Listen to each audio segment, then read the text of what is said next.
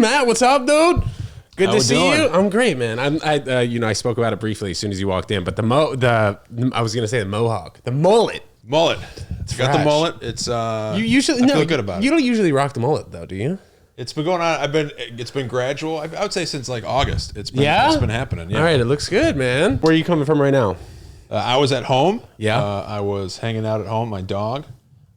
Pretty good day so far. What kind of dog do you have? I got a poodle terrier.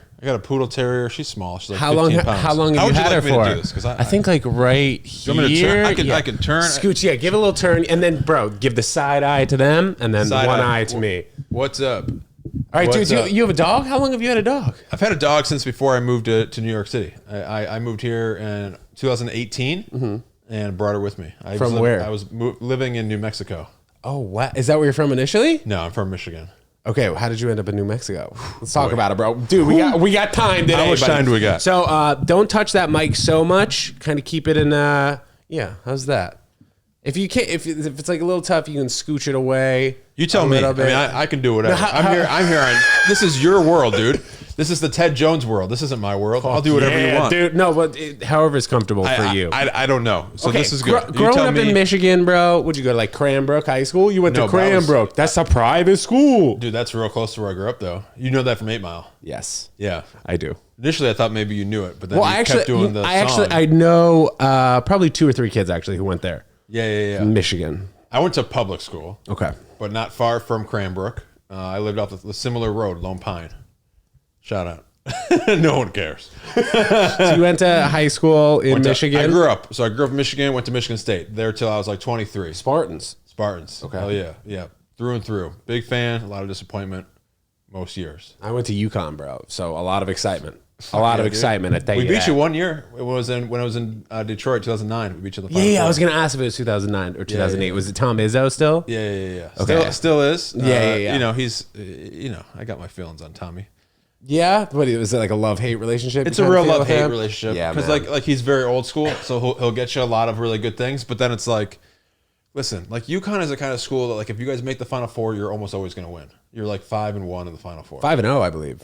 No, we beat you guys in the Final Four. Oh, shit. You're right. Yeah. But we've been to like 6 or 7, and we're like 1-6.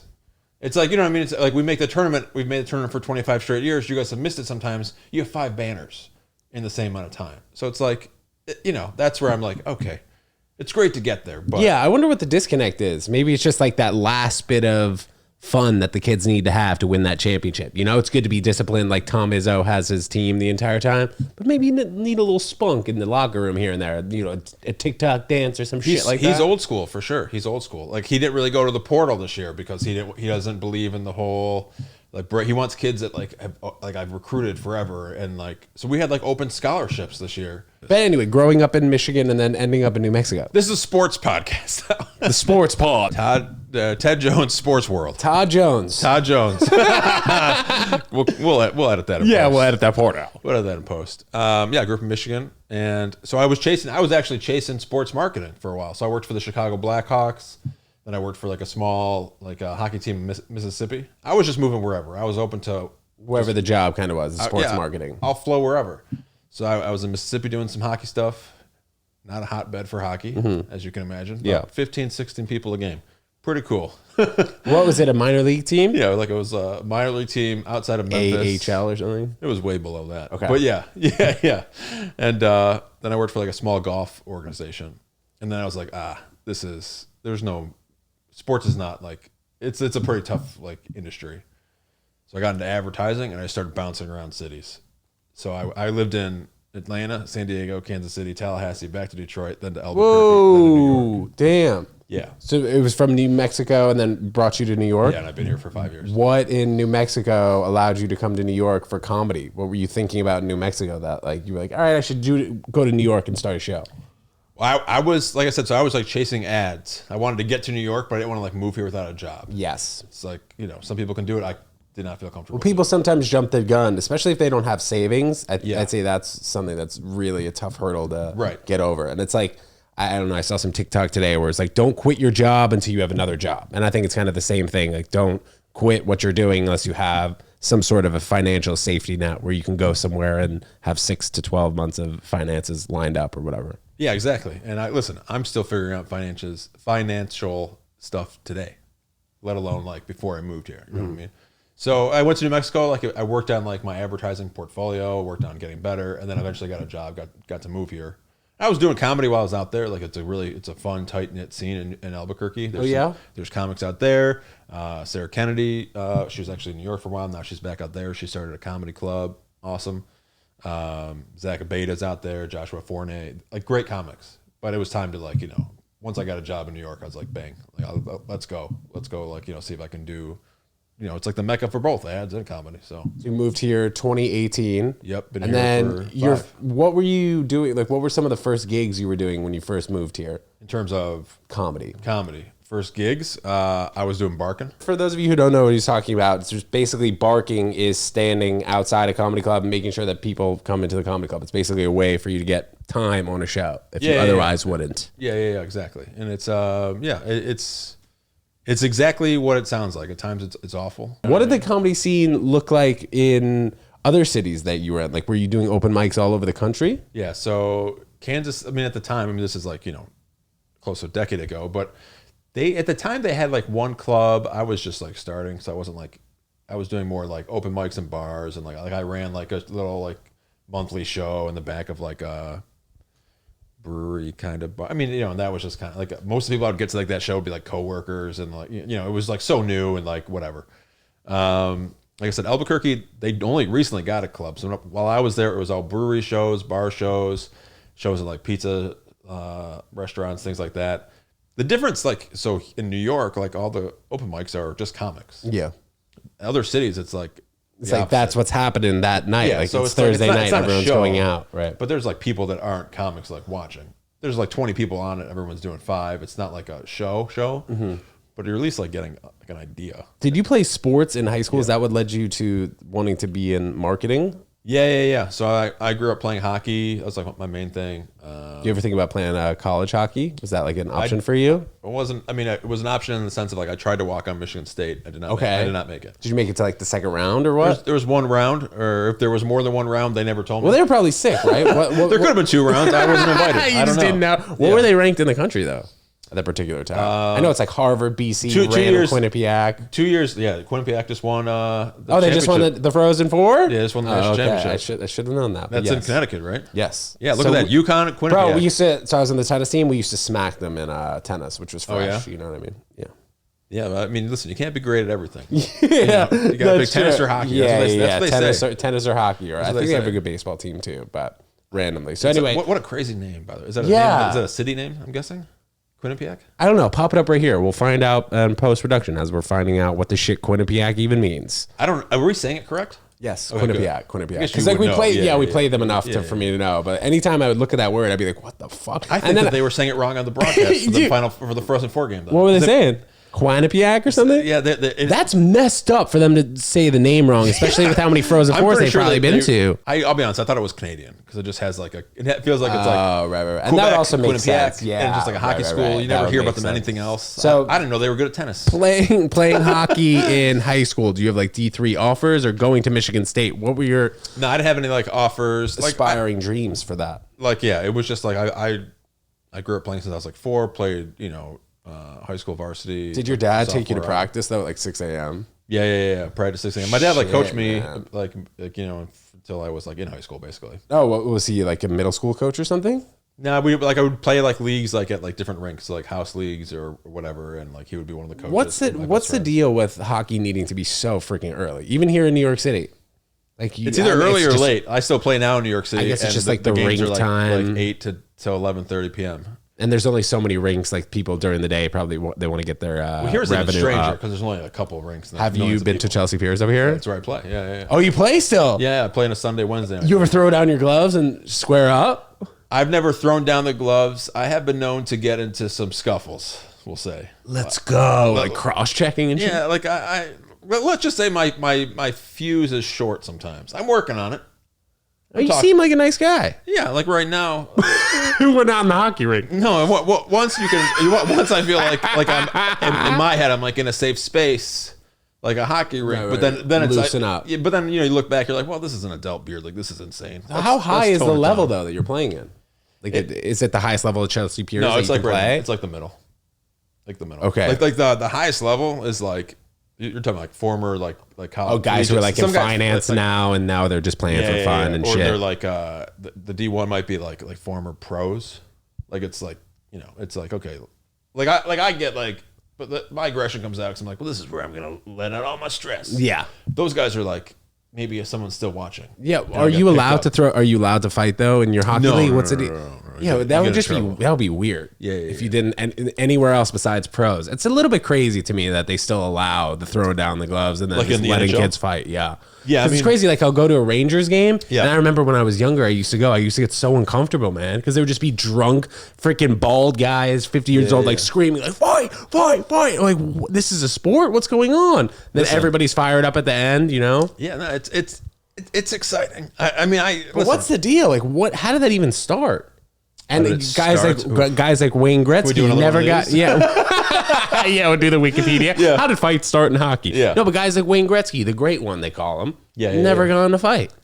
Yeah, I mean, and most of the time, like the super high skill guys wouldn't get into fights, and Right, and like, then why they would they? Why would they? And then They're just more but you like gotta the have bad guys boys. that would protect them. That's like the whole thing. Okay. So you have like the guys that their whole job was to make sure that if anybody touched Gretzky, we're laying down the law. It's kind of like protecting your quarterback in football. Yeah, kind of. Like think if football would. I mean, listen, they're headbutting each other, but it would be more interesting if sometimes they would just like maybe fight a little bit. Because sometimes like they barely touch each other and they like throw like a flag or like just let them let it out. Like, you know, they're trying to win a Super Bowl or something. You disagree, obviously. No, well, I hear what you're saying. I think it would just be awkward though in football. Yeah, it'd be awkward. You know? What about like in tennis? That could be something. Yeah, you're right. We do need some fucking fights in tennis, man. Because for the most part, They're it's screaming just, at each other. It's just kids speaking in their different language and stuff. They're like, oogan, slag, and boogan, by, and the guys across the net not really hearing it. A lot of changes coming to modern day sports. Maybe not so much in hockey. I don't know. You tell me if I'm wrong, but like even watching baseball, I'm going to a Mets game with my mom's boyfriend tomorrow, and for the first time in a while, I'm actually excited about going to a baseball game just because with the recent rule change, the 15-second clock. I think that's probably the biggest one that I can think about. That's the biggest modern change. It'll take an hour off the game. So it's instead of going to the game from 1 to 5 p.m., you know, hopefully it'll be like 3:30 or something like that. So I went to a spring training camp game in Florida. Okay, and yeah, they had it obviously, and boy, is it quicker, way quicker. Is it more fun to watch? It's more fun because it was spring training, and our team could not get 3 outs. So here's the thing: like it will speed up the game so long as your team doesn't suck. Like our inning was still super long. Well, if your team sucks, why would it? Go ahead. You know what I mean? Like the pitch clock just doesn't help. Like you're pitching fast, but they keep getting on base. Yeah. So the inning is still substantially right. long. Or like maybe there are more pitches per at bat theoretically. Yeah. But it's definitely fun in terms of like when the inning is just like quick. You're like, oh, like those are 3 great pitches. Like you're seeing action. Like it's.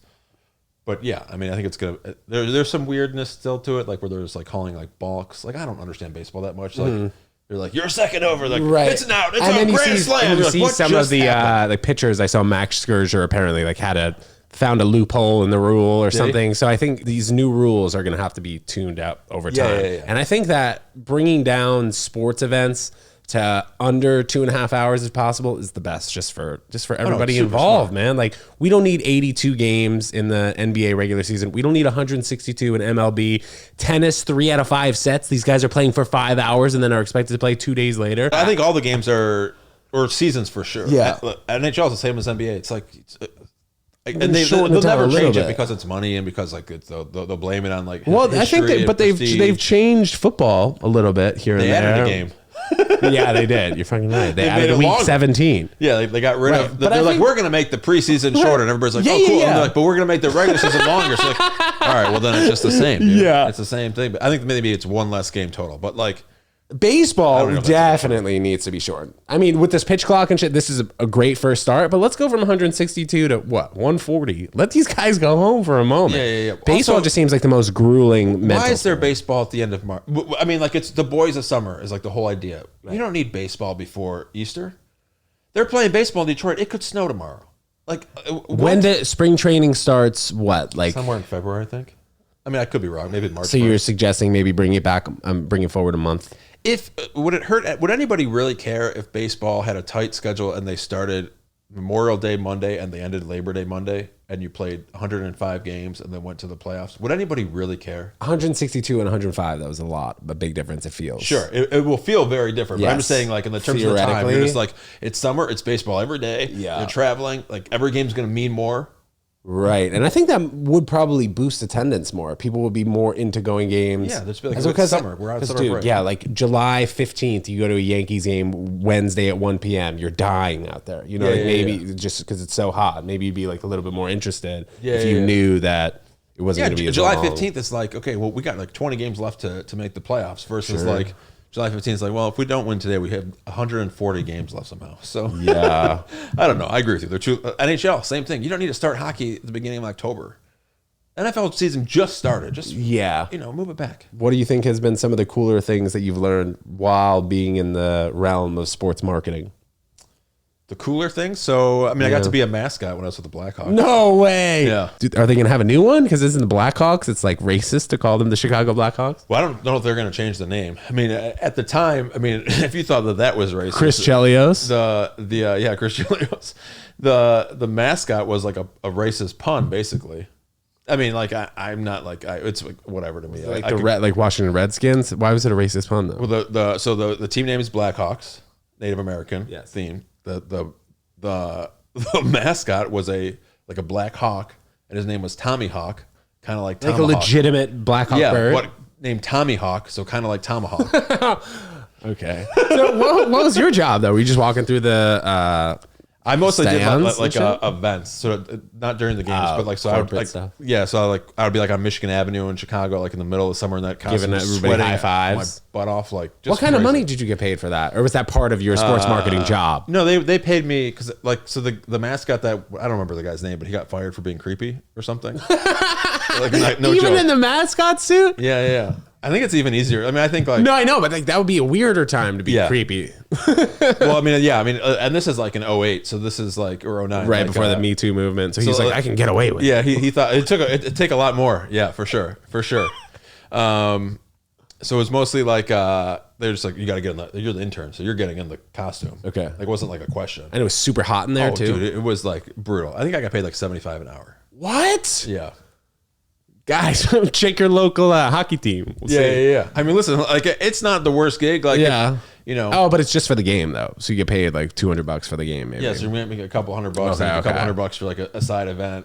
But I guess if you're doing like enough of them, and like if you're, I mean, I don't know. Any weird moments being in that suit? A lot of kids either don't know that there's a human inside. Yes. And then there's also like kids that are at the age where they do know, and they're sort of like hitting you, but they're still like, poking you. They can get away with it because they're small. You think those kids would freak the fuck out if you just took off your hat at that particular moment? I'm sure there's like so certain age groups, would probably you traumatize them for life. There was definitely like a group that would like. I remember I guess it was like a minor league game. Like they sent us there to like so I'm like walking and like I kept getting like punched. And like these, I could tell these kids like these were just like delinquent, like just right, because you had a minor league hockey game. That was the only thing going on that week too. Right. So I definitely like had to grab a guy's arm, like be like, I swear to God, talking to them or no? I don't think I talked to him. I just had to like grab his arm. You're not allowed to talk in that thing, right? No, I think I kept character. I was like, I'm not telling him. But I'm also like, I'm not getting paid enough where I'm getting beat up in this thing. Did you have to learn any dances? I never had a dance. No. Because at UConn and other colleges, like you have to, I think, kind of for the most part, have the same skills as the cheerleaders. Almost. No, for sure. Like eventually, like somebody else took over. Like because I was like interim. You know what I mean? Like I wasn't like going out to be mascot. I didn't want to be Tommy Hawk. You know what I mean? Like I wasn't like, man, I could be a bird. But during those NHL games, there must have been some sort of thrill, though, right?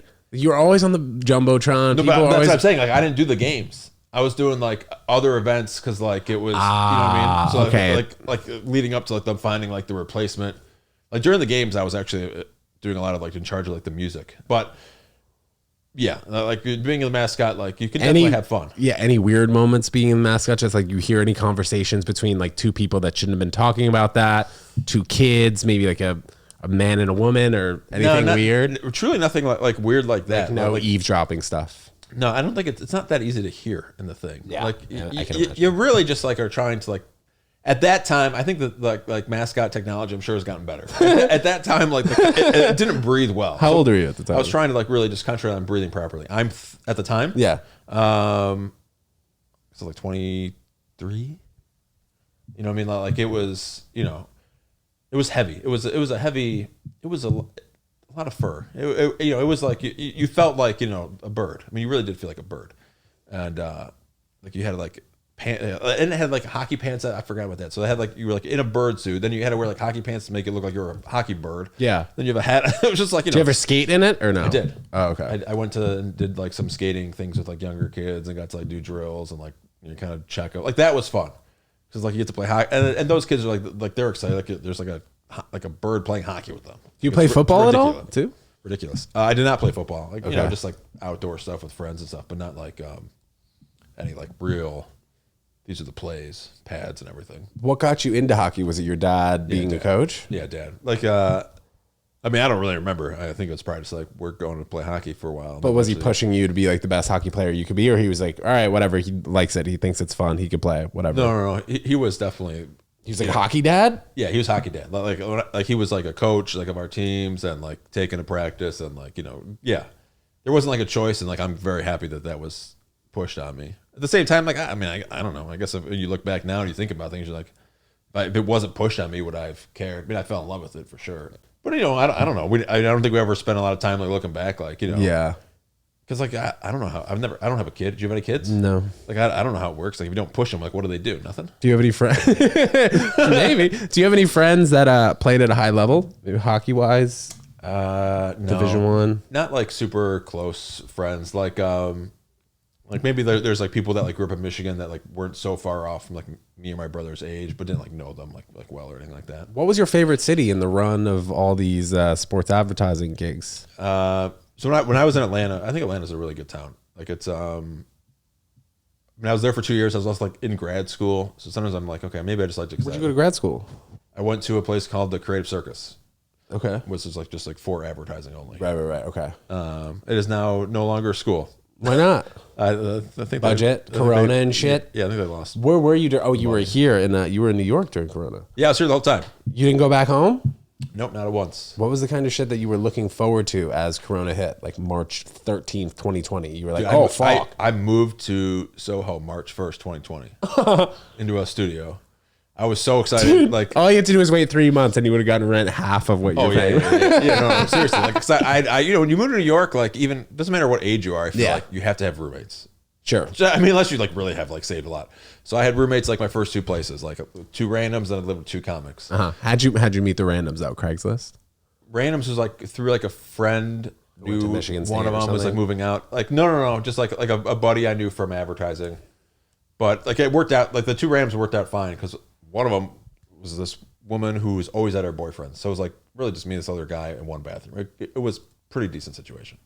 Then I moved doing two comics in Bushwick. Did the Bush? You know, you have to do that if you want to be a comedian in New York. You have to live in Bushwick. You got to for a year. Madison Street somewhere. So yeah, I was. We were off of Madison, Right and, next to the Bushwick High School. Yeah, somewhere like that. Like it was Okay. Madison and Frick. Ridgewood or something. Yeah, it was like basically right. Yeah. And so we did that, and then I found a place like subletting like from this woman who's like she like owned the apartment. Like it was like a co-op kind of. And but she was giving you the deal just at market value, whatever it was. Yeah, it was like normal like price pre-pandemic. How'd you find it? Facebook thing Marketplace. A thing called Listings Project. What the shit is that? It's like this. You can sign up online, and then you get like a email blast every week of like people that are like trying to like sublet or Dude, that's so funny. I do that Right. with. I mean, I have no use for it right now, but I do that for private jet legs. So I'll get like 400 private jet flights from people that are trying to send their jet from like Miami back to New York or whatever, and I just look at it sometimes. That's pretty cool. But anyway, Yeah, it's like the same kind of thing. Yeah. It's so fun to look at. Like I'm not looking for a place right now. Sure. But yeah. So and listen, the pricing wasn't like good pre-pandemic, but it made sense, right? Like you're just like, well, this is what it is. This is what New York is. Right. Yeah. So and I'm like, okay, I can finally afford to like live on my own. Small little studio. So you were plus, living like, in Bushwick, and then the March 1st you moved in. moved to Soho, and it's like because she owned it, so it was like a cooler. It wasn't just like it was small, but it had like upgrades because like she owned it, so it was like nice. And it had like a stove that was like a stove and a microwave. It was cool. I don't know if I've ever seen one of those. Yeah, it was pretty. Pop dope. it up right here. Yeah, Here we go. Here it is. And it was very European. Like the bathroom didn't have any kind. Like it had like a shower head. It had a bidet. toilet. Bidet. No bidet, but it had like a toilet like a shower head, a sink, but nothing separating each thing. So everything was just like a one. Like you turn on the water from the shower head. There's no like everything's in one big area, so everything gets wet. Which was like I was like, this is cool, like, whatever. Yeah, I'm living the dream, you know. And then. Yeah, like a few days later, you start to like get the whispers from China, like China's doing something. I don't know what they're doing. I'm just, who cares? I don't care. We're over it, right? Like I don't know. Like something's they're coming. doing something. They're saying and something's also, yeah, coming. and the amount of times we've heard like, oh, something's coming. We're like, all right, no, it's fucking whatever. It'll stay over there. Yeah, exactly. Like I honestly, like I worked with a guy at the ad agency I was at the time. Like I know this is going to sound like I'm making it up, but I think like in November, maybe even October of 2019, like he was already like nervous. He was like one of those guys that like reads up about like the world, like a word, like so.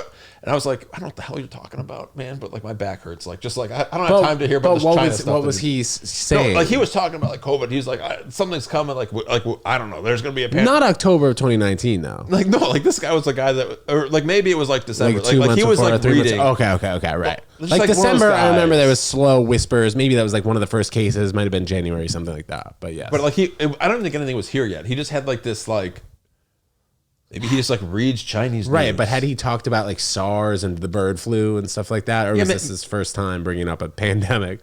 Yeah, he was probably like just like he was right, obviously. But like, he might have just been like overly nervous, like germaphobe kind of. Yeah. Like he was a very well put together guy. Like so, like he was probably reading it and thinking like, this sound, whatever. Like it was hitting his spidey sense. Like who knows? This could be the kind of guy that like he always has that, and most times he's wrong. This is a 1 in 100 years. Sure. Correct. Yeah. Like super correct. Uh-huh. And so just like it hit, and I was just like, God, like you said, like it was like God, like you watch all the prices in Soho and everything start dropping a month later, you're like, God damn it, I'm paying so much money to live here. And like she took off she might have taken off like $250. Initially, like I was like pretty like positive, like kind of like cocky guy. Like I would go out and like be like just like enjoy this. It was very sunny at the time. Like everything was fine. Like outside of like what was about to come, like with the deaths. Like, but everything was fine. You know what I mean? Like the sun was out. Like it was just like it was like, yes, we're all like sheltering in place, but we don't really know. And like so I was just kind of like I was probably a little bit more like on like the very far right of things, like go outside, live your life, like I was like that guy. I enjoyed it for a while because it was like quiet in New York and you had to like walk the streets, but then eventually like it hits in, you're like, I can't believe I'm finally got to try to have like the New York, like full on New York, your own experience, and there's like nobody out. Like were you here the whole time? I actually went to my dad's house in Long Island probably like 5 days after March 13th, and I ended up being there for like 2.5 months. Yeah. I mean, it was definitely like never forget kind of wild experience, like walking on something like the streets of like Soho or Times Square, like there's nobody out. Especially in Soho, man. Yeah. That's just because anytime you go in Soho, there's just crowds and crowds. Yeah, you of can walk in people. the middle of the street. Like there was like 6 of us. We're just like, what are we doing? And then I was there for the riots. So that was kind of cool for all like the looting during like the because that's like right next to Balenciaga and all that shit. Yeah. I thought what was your store tenant in the building? we had like a restaurant, but like what was very close to like the Happy Socks that got looted and the Prada, like right around the corner, like kitty corner. It was like Thompson and Prince. Like everything was on fire. So like you're just like thinking like, well, I don't know. Let me just make sure it's not our building. Like 'cause it was just so much fire. And like I've never been in a wartime country, but like because I have a dog, I had to walk my dog. So I'm like we're walking and it's like there's so many like people just like grabbing shit. Like everything's on fire. There's like eventually like you're hearing like sirens and you're just like.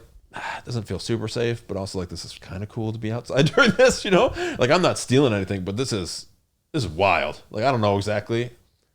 So those were the pros. Where did you? I overpaid for it, but those were the pros. Did you re-sign a lease a year later and get a better deal? Yeah. No, she really she didn't want to like. At that point, she wasn't living here. It's like she owned it, but she lived in Paris. And I was trying to explain to her, I was like, listen, the market's changed. Yeah. Like, Did she sell it probably as soon as you moved out? New York is dead. I think that she's still. I think that she was still trying to rent it. I think she told me she was eventually going to like use that time to like do some upgrades to the place. Mm-hmm. But I remember her like texting me because I like moved, and she was like Matt, like I can't get like any. And I was like, yeah, like you're trying to get too much money. Like at that. I mean, now the markets are back on fire. It doesn't make any sense. But like that time, you had to be like $2,000 or less, no matter where you were in New York. How old were you when you got your dog? I was 31. She's like 7. So it wasn't a family dog. No, No. My own dog. I got in Albuquerque. How has that been navigating so many different cities with a dog like that? Do you find that it impedes on a potential dating life, or what? Like staying at home too much, or how does that? No, look? I mean, truthfully, I got her in New Mexico, so she's just now in Albuquerque and New York. Dogs adapt pretty quick, is what I've kind of figured out. Like I mean, maybe not every dog, but I think like in general, I think that they just kind of figure it out. Like if they're with their human kind of thing. I hate that I just said that, but if they're with their person, Yes, they're they them. they're they person, them exactly. They do pretty good. Do you ever feel like you're running home though after spots to take care of your dog? When I first got here, I feel like I was like very like strict on that. Like so, I was like trying to do like spots or mics or hang whatever, and it can be like tough. And then I feel like now like I'm just better at time management, where it's just like I just know like get her. And worst case is like if she's got to be home alone a little bit longer. Then it's like listen, this is for our future. So you wake up, take the dog to go poop or pee, bring it back, and then come back hours later or whatever. Yeah. Do you have a dog walker or no? No, I used to do like doggy daycare when we did like we had to go to the office. Okay. So she was pretty spoiled anyways. Now it's like for the most part it's still been like working from home and advertising. If you go in or you're out, it's not So I'm with her like all day long. Is it more expensive to have a dog in New York City than it would to be in New Mexico, just based on the things that you're spending on your dog? Certain things like food is like the same because like you can get it like online. But like healthcare, healthcare is the biggest thing. I would imagine because you're going to a doctor and he has to pay rent, or she has to pay rent for that office. That's really the prices thing. On. I mean, don't even get me started. But the prices on between like pet healthcare, like if you don't have pet healthcare, is it doesn't even. So she recently cut her paw walking in the streets. She probably stepped on a piece of glass. Fuck, I would imagine that would happen all the time to dogs, but. It had never happened to her, but but then when it happened, I had that same thought. I was like, I can't believe it. I was almost you like, got lucky with it. No, I was like grateful. I was like, you know what? She's gone a pretty long time. This has been 5 years, one cut, pretty good.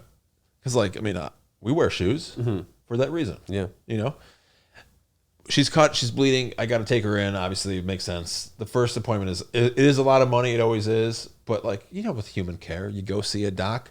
They help you out. Normally, like the care you've paid up front for it, it's like they see the care through to the end. Like every time I showed up, they kept wanting to they were like, it's gonna be another $75 to rewrap her paw. And I'm just like $75 to put a new bandage on. Like I paid like $450 up front.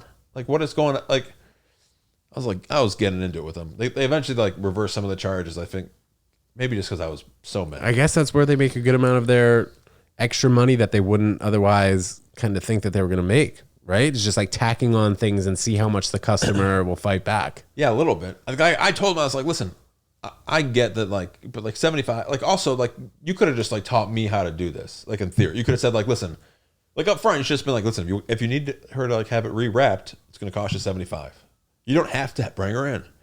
You can bandage her yourself if you like. And I think the thing with being a vet, like so many people just are head over heels in love with their pet that no amount of dollar they will say no to. Yeah, for the most part, I think that's true. But sometimes like it becomes like so astronomical. Like so, she's got like a cut on her paw, and now it's costing like $600 total. You know what I mean? Like you're like can you imagine? Does that include stitches? There's no stitches. It was like antibiotics, like they call it like a doctor visit. Yeah, so it's like starts to add up. And even if you had health insurance, like 'cause I did that for her at one point, I'm pretty sure that pet insurance is a scam. Like I'm convinced. How much do you pay? I don't have it, but like at the time I paid like 30, 40, $50 depending on like what you want to do. Let's say you even if you had premium. Yeah. A lot of stuff is there's like no, they don't cover any pre-existing things. So like I adopted her when she was like 2 or 3. So it's like, okay, so like I don't know what she came like. So it's like I don't know what she came with. Like you know what I mean? Like how are you even gonna prove that? There's all these different things. You start like sending in like the bills, and then you be like, well, we don't cover these certain charges, so none of this goes towards your copay. And you're like, what the fuck am I paying you guys for? I wonder if they upcharge based on how much they think the dog costs to the owner. Like some dogs cost like $50,000.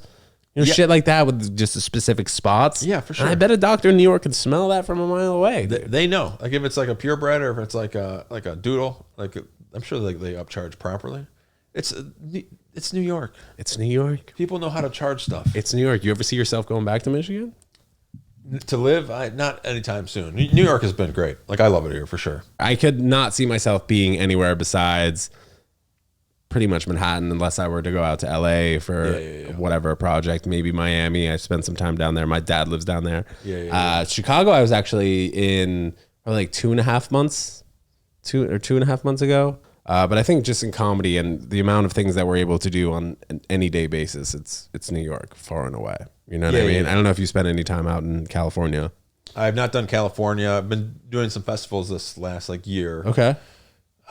New York I definitely think New York has prepared me, probably for anybody, but like I can speak to myself, like to go other places, because you just feel like you're like working with like weights here. You know what I mean? Like we talked about early on, like you could do a show for 2 people. You're gonna do it, and you know, is that gonna be the best show of your life? No, but it's gonna probably make you a better comic in some ways. You know, then you're gonna go to like a city where like that's like you said, like it's like their night out. You're going to New Brunswick. The whole town's going to come out. That's a huge night for them. Yeah, and they're all fired up. They're fired up. Yeah. You know what I mean? As opposed to New York, people are a little spoiled in seeing comedy. Yeah, a lot of times you do shows in New York, like you can have a great crowd. You can have a full crowd and they're all like cross arms because like, listen, we've seen everything here. Yes. We just saw Hamilton yesterday. What are you going to do? And you're like, well, I'm not doing that. I'm We're not seeing doing Aladdin tomorrow. Yeah, we're seeing Hamilton do Aladdin tomorrow.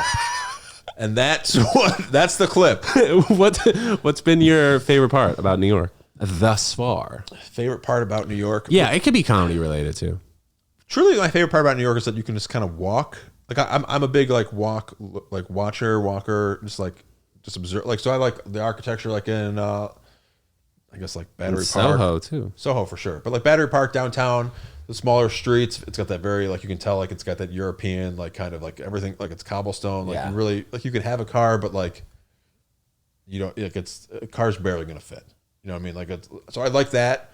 But then that part of town like also like just like closes. It closed early pre-pandemic. Like now it closes like super early. What time does it close? I feel like if you go like I was down there, I kid you not, like it was like 6:01. A lot of the coffee shops were already closed, and I was like, guys, I've noticed that sometimes This that is a lot. restaurants, especially in kind of the Midtown area, they'll close at 10, which is an interesting move because you feel like people will be there maybe from 8:30 till a little bit later than 10, so they kind of closing off people eating dinner at 8:30, which is interesting. I think that's like a post-pandemic kind of thing. Diners are the same way. There's mostly not. I don't really know too many 24-hour diners anymore. Yeah, I think it's just coming also out of the pandemic, and the rent is just too damn high to be serving 80 different types of food. You know what I mean? That's also true. Some things need to be leveled out on the rent front for stores. You know, if you go up Madison Avenue, you go Park Avenue, you just see 5,000 square foot spaces just completely empty, and it's like, who is going to be the person to go in there and actually pay the rent? For the most part, it's only a Dwayne Reed or CVS that can afford stuff like that. Right, you know? right. And how many of those do we need? Do any of your friends from home move to New York that you're still tight with, or no, not really? Kind of lost track with them. No, I have like a group of us that are 2 are in Chicago, one's in like Minneapolis at this point, a couple still like. You guys still hang? Yeah, we do like the old boys trip. Nice to like Daytona Beach or something. Yeah, we're like Flaverta. big fan. We were big fans of the like pick a random like house like on Airbnb that was like close to like everyone. So we would go to like Lake Chamberlain in like Kentucky. Just have like a lake house and then go golf and like go on the water and drinking fish. Coors Lights and shit. Oh yeah, drinking the worst beers. Drinking the worst beers, eating the worst food. But it was always a good time. But now a lot of them are like married, have kids. So like we haven't done that probably in a couple of years. Do you feel left out from not being married and have kids? Do you have a girlfriend? No, not right now. Yeah. Do you think that makes it difficult though, having a dog and trying to pursue having a girlfriend? I think these are all. Any of this, what I'm going to say, is probably an excuse. However, because I think if I chose to just like concentrate on it, I think that whatever. But I think with comedy, that's the toughest hurdle. Having a dog really should make it easier. Like, look, I can take care of another animal. Like look how good I am at taking care of something. Oh, pick up the shit. I pick up poop. If you want to poop in the house, I'll pick it up for you. Yeah. That's what a girl wants. But I think I don't know. I think it's sort of an excuse, and I think it's sort of just real. Like a lot of our lives are, during the day where most of us are working. If we're not like making it completely at night at comedy, so then we have a second full-time job at night. Whether it's doing spots, running shows, mics, possibly just hanging out and networking and being around comics. That's part of it. It's just a full-time gig, No, it's I think a lot of things are changing. Like you can blow up on a post and then maybe more people come see your stand-up, but getting to that post where you get 10 million views takes a lot of posting before that. Definitely. And I don't know this for sure, but then you still got to be able to back it up, I would think, depending on like how many posts like blow up. If everyone comes to see you and then like, just you weren't really ready for everyone to come see you. That's sometimes been an issue, I think, with the people who blew up on TikTok over the pandemic and then they're going and doing 300-person theaters, and all these people are coming based off the impressions that you were doing on TikTok.